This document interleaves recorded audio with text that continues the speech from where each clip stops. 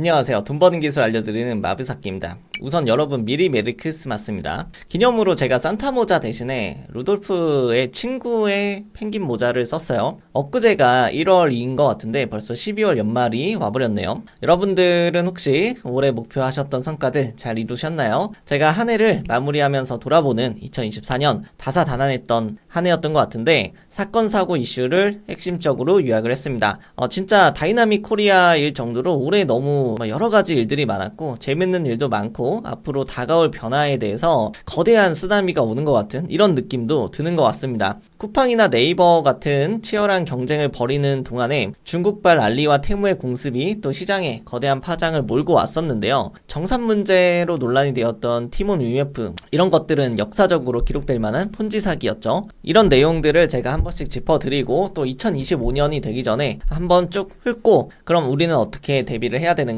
돈 벌려면 어떻게 해야 되는가 이런 것도 한번 같이 알아보도록 하겠습니다. 그래서 이번 영상에서는 올해의 굵직한 키워드를 정리하고 시장의 흐름과 트렌드를 짚어보고 내년을 대비하기 위한 실질적인 인사이트를 공유하도록 하겠습니다. 들어가기 전에 구독과 좋아요 한 번씩 부탁드릴게요.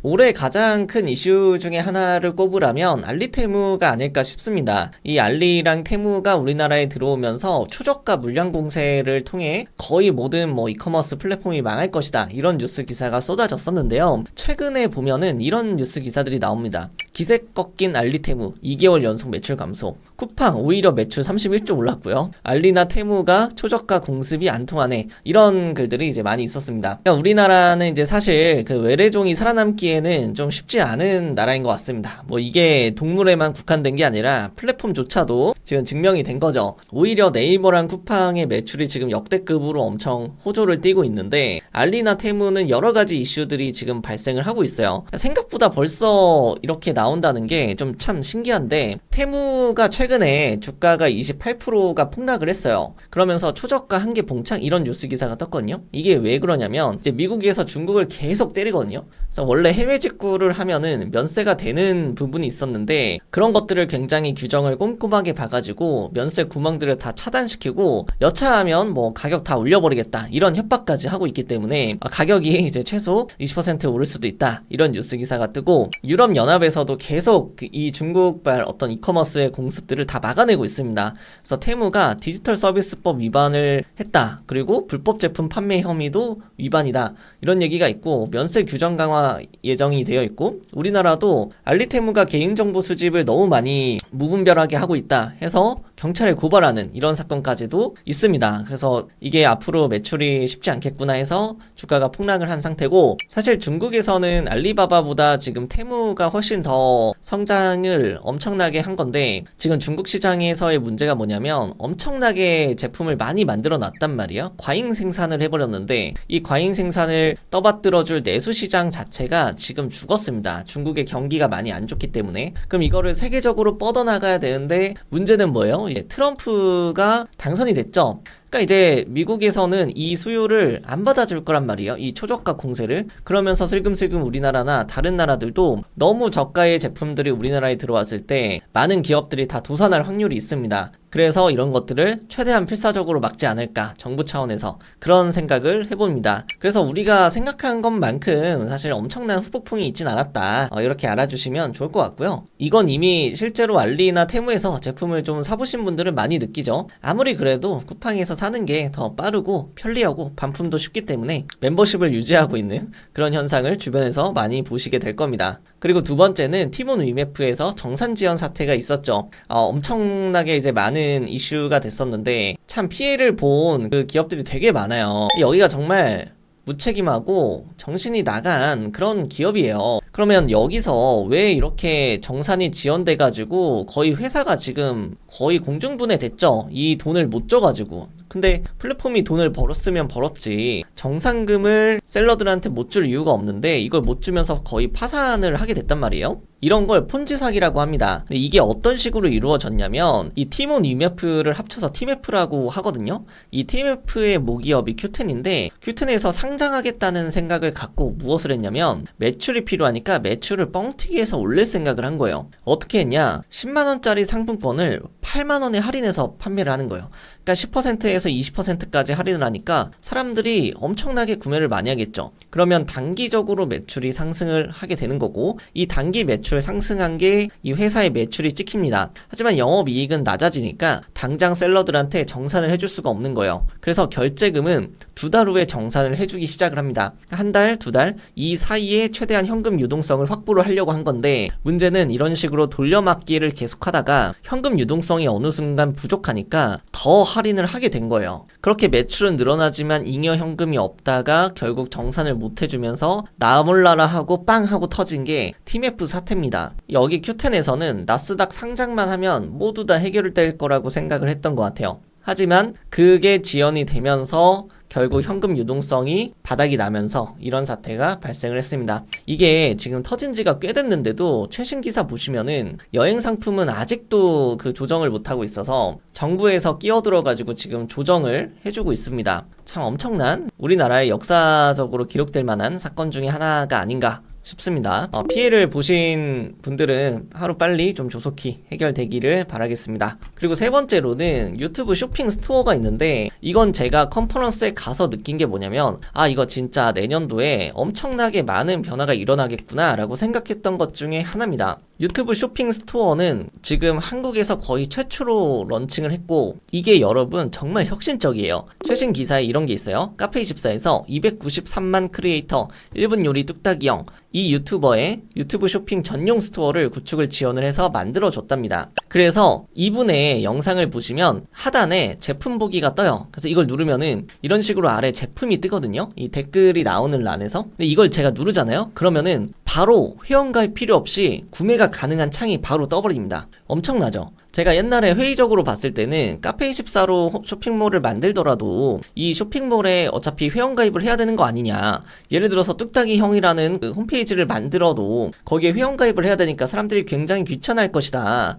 이런 생각을 했었는데, 완전 그런 생각을 뒤엎고 불편했던 점들을 싸그리 다 없애고 정말 편리하게 출시가 됐습니다. 카페24에서 회원가입을 하지 않아도 비회원 구매처럼 다이렉트로 구매가 가능하고, 또 간편 결제를 지원을 해줍니다. 뭐 네이버 페이, 토스, 삼성페이, 애플페이 등등 다 되는 거예요. 그래서 저는 순간적으로 이거 살 뻔했어요. 영상 준비하려고 제가 들어가서 구매를 해봤는데, 구매하는 게 너무 편리하길래 바로 그 자리에서 살 뻔했습니다. 아직 사진 않았는데 좀 더 제가 지켜보고 제가 더 먹고 싶은 게 있으면은 한번 구매를 해보도록 하겠습니다. 근데 제가 이걸 보면서 무슨 생각이 들었냐면, 내년도에 정말 크리에이터가 이끄는 커머스 생태계가 나오겠다, 이런 생각을 했어요. 지금은 제품을 갖고 있는 사람들이 유리하고 또 마케팅을 잘하는 사람들이 매체를 보유하고 있기 때문에 상위 노출이라든지 이런 것들을 잘 하면서 매출이 일어나는데, 내년도에는 크리에이터들을 어떻게든 엮어가지고 같이 판매를 해야 되는 그런 시대가 벌써 다가온 것 같습니다.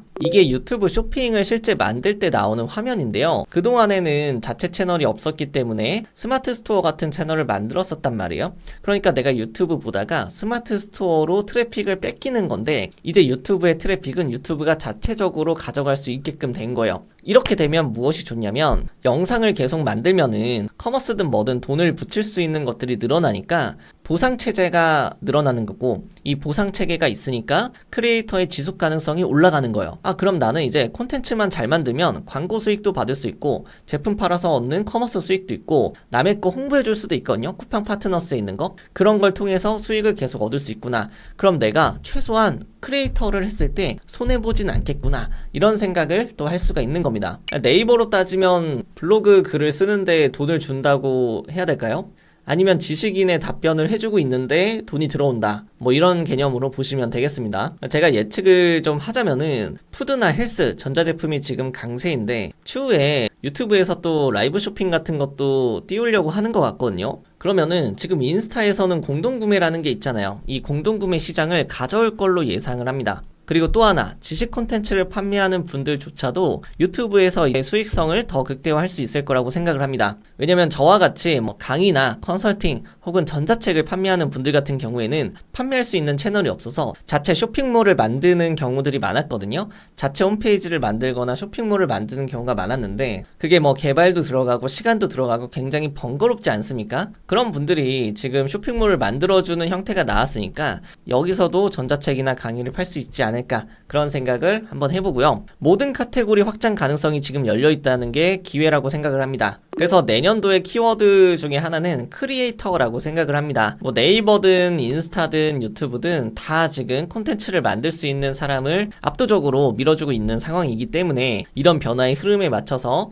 내가 크리에이터를 먼저 해야겠다 이 생각을 하시면 좋을 것 같아요. 그리고 네 번째는 네이버의 대규모 업데이트인데 네이버가 정말 지금 사활을 걸었습니다. 엄청난 변화가 예고되어 있거든요. 그게 뭐냐면 AI 브리핑 서비스입니다. 차별점이 콘텐츠랑 커머스 연계해주는 건데 최근 발표한 뉴스 기사에 따르면은 이 부문장님께서 어떤 이야기를 했냐면 제가 알기 쉽게 간단하게 좀 요약을 할게요. 검색하면 나오는 화면이 있죠. 지금 그 블로그 탭들이 뜨잖아요. 그 지식인도 뜨고 카페도 뜨고 이런 형태가 있잖아요. 근데 이게 다 몽땅 다 바뀔 예정이랍니다. 2025년 상반기 내에. 게다가 똑같은 걸 검색해도 다른 콘텐츠들이 보여질 수 있다는 거예요. 성별이나 나이대, 쇼핑 이력에 따라서 예를 들어서 앞치마를 검색을 했는데 나한테는 좀 실용적인 앞치마를 추천해줬는데 내 옆에 있는 여자친구가 검색을 할 때는 막 디자인이 예쁜 앞치마를 추천해준다. 이런 것들이 나올 수 있는 거고 쇼핑에 국한돼서인 것뿐만 아니라 아예 나오는 지금 스마트 블로그로 나오는 키워드들 있죠. 이런 것들조차도 다 달라질 수 있는 것 같고요. 어떤 식으로 나올지 모르겠지만 콘텐츠랑 커머스를 연계한다고 이야기를 한 걸 봐서는 이 콘텐츠를 어떤 식으로든 많이 보여주지 않을까 싶고 그 중에 하나가 클립이라고 생각을 합니다. 이건 유튜브나 인스타의 숏폼을 생각하시면 돼요. 네이버판 숏폼인데 클립 그리고 뭐 플레이스 이런 것들의 콘텐츠들이 많이 있거든요. 그거를 또 보여주지 않을까 싶고요. 네이버가 이렇게 사활을 걸고 있는 이유도 알아보시면 좋을 것 같아요. AI 검색이라는 게 정말 특이점이 왔습니다. 여러분 지금 큰일 났고 이 변화에 대해서 따라가는 사람들은 앞으로도 돈을 좀 벌 수 있고 아예 못 따라가는 사람들은 정말 이제 어떻게 돈을 벌어야 될지 모르는 그런 상황이 올 거라고 생각을 합니다. 제가 최근에 AI 컨퍼런스 좀 좋은 데를 갔다 왔어요. 그걸 멤버십에는 정리해서 올렸는데 아마 유튜브에 공개적으로 올리기까지는 한 달 정도 걸릴 것 같거든요. 제가 미래를 한번 살짝 보고 왔는데 앞으로 이렇게 바뀌지 않을까 싶습니다. 최근 뉴스에 이런 이야기가 있어요. 구글에서 내년 검색 점유율이 50% 아래로 떨어진다. AI 검색 때문이다. 이런 말이 있어요. 지금 저는 솔직히 우리나라가 검색 엔진을 많이 활용한다고 생각하지는 않아요. 글로벌적으로 봤을 때 우리나라는 이제 네이버의 비중이 좀 높기 때문에 사실 정보가 좀 제한적입니다. 그래서 구글 크롬 같은 거 많이 쓰잖아요. 근데 지금 세계적으로는 어떻게 검색을 하고 있냐면 이 크롬을 보시면은 이 검색창이 있잖아요. 여기다가 키워드를 검색을 하죠. 근데 이제 AI 검색이라는 게 보편화가 되면은 여러분들은 이렇게 검색을 하게 될 거예요. 기존의 차박 준비물 이런 식으로 검색을 하고 또 검색하고 이렇게 들어갔었다면 이젠 여기 검색창에다가 여러분들 이렇게 검색한다니까요. 겨울에 여자친구랑 차박 가려고 하는데 별이 잘 보이는 곳으로 추천해줘. 그리고 사람은 별로 없었으면 좋겠어. 그리고 화장실 깨끗한 곳이면 더 좋아. 이런 식으로 검색을 하는 거야. 이게 검색인지 지금 대화하는 건지 좀 헷갈리죠. 근데 이렇게 검색하면은 AI가 알아서 여기 있는 키워드를 추출해가지고 알아서 이 사람의 그 맥락을 파악해서 좋은 곳으로 추천을 해준다 라는 것이고 심지어 다음 질문도 추천을 해줍니다. 그 다음에 당신이 궁금해할 것들을 내가 뽑아드릴게요 해가지고 근처에 분위기 좋은 카페를 추천해드립니다. 근처에 맛집도 추천해드릴게요. 다음 데이트 코스 이런 식으로 하시면 좋을 것 같습니다. 이런 식으로 아예 질문을 추천해줘요. 그럼 내가 이제 이걸 클릭만 하면은 또 이렇게 뭐 블라블라블라 해가지고 나오는 거예요. 이게 AI 검색이에요. 엄청나게 편리하죠. 이젠 여러분들이 검색창에 키워드만 입력하는 게 아니라 길고 복잡하게 그냥 내 상황을 얘기하면은 AI가 알아서 정리를 해줄 거라고 미래는 제가 보고 있습니다. 우리가 네이버가 있고 글로벌에서 퍼플렉시티라든지 그런 글로벌 플랫폼이 지향하는 게 조금 다른 것 같아요. 그래서 네이버가 지금 생각하고 있는 거는 네이버 안에 있는 콘텐츠를 좀 보여주는 걸로 기반을 하고 있는데 어떻게 될지는 내년도에 나와봐야 알 것 같습니다. 어쨌든 네이버가 여기서 시장 점유율을 높이지 못하면 구글도 점유율이 떨어지는 마당에 상황이 그렇게 긍정적이진 않겠죠. 유튜브나 인스타 기타 매체로 빠질 확률이 높으니까 그래서 이런 변화들은 한번 알아두고 계시면 좋을 것 같습니다. 그리고 다섯 번째는 미친듯이 성장하는 쿠팡을 제가 한번 이야기를 안 할 수가 없는데요. 역대급입니다. 쿠팡이 2024년 3분기에만 매출이 10조가 돌파했고 영업이익이 1481억입니다. 이미 시장 점유율 1위는 찍었고요. 참고로 2위는 네이버예요. 이번에 멤버십 가격이 올라갔잖아요. 근데 이탈이 없었고 매출이 분기 최대로 올라갔습니다. 심지어 영국의 유명 자산운용사 베일리 기포드라는 곳에서는 5년 내로 97조 원을 육박할 거다 뭐 이런 말이 있는데 5년간 매년 30%씩 매출이 증가해야 되거든요. 이런 전망이 있을 정도로 지금 아주 장밋빛을 보여주고 있는 쿠팡입니다. 이 쿠팡에서 정말 진심이라고 생각하는 것은 로켓 배송에 대한 투자예요. 그래서 2027년까지 3조를 투자하겠다. 대한민국 전체 전 지역으로 확장을 하겠다. 이런 이야기를 했거든요. 그러니까 5천만 전 국민이 100% 무료 배송 확대하겠다. 뭐 이런 이야기가 있는데 전부 다 멤버십 안으로 넣겠다는 거죠. 이게 얼마나 어마어마한 거냐면 3조는 알리바바 그룹이 한국에 들어올 때 3년간 투자하겠다고 한 금액이 1.5조거든요. 이 금액의 2배예요.